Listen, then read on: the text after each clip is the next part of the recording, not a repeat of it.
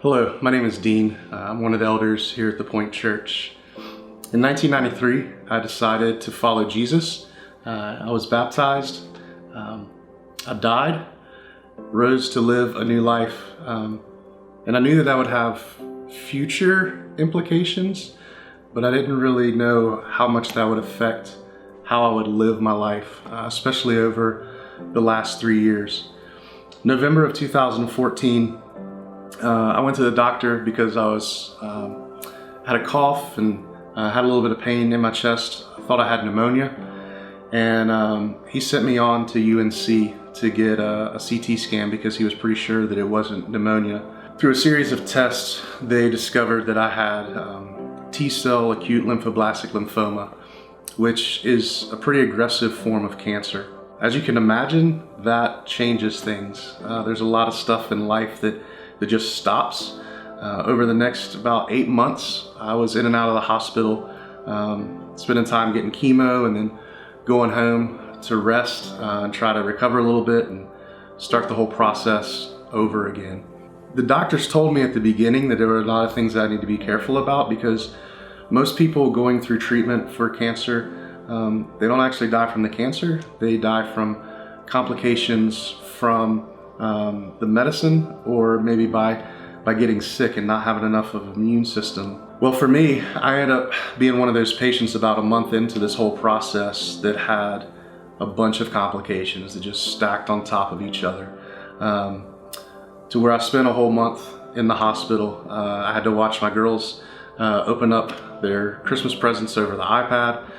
During this time, because of the complications I was having, I really wasn't sure that I was going to make it home after that month. Sadly, there's a lot of time to think when you're laying in a hospital bed.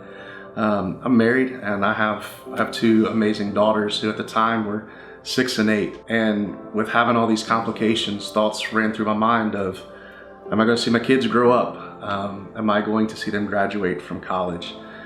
If they decide to get married, am I going to be able to walk them down the aisle? Will I be around for all of these things? That month was the most difficult month of my life.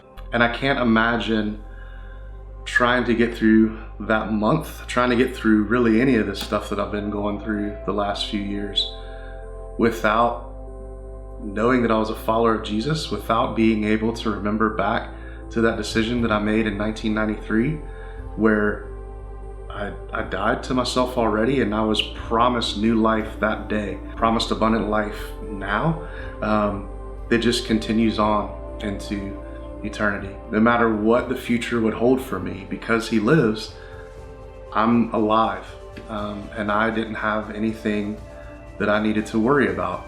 So I would encourage those of y'all that are following Jesus, remember the hope that you have. Remember that you're alive now. Remember back to your baptism. Remember the day that you died to yourself and were promised to live an abundant life that would start from that day forward and move on into eternity.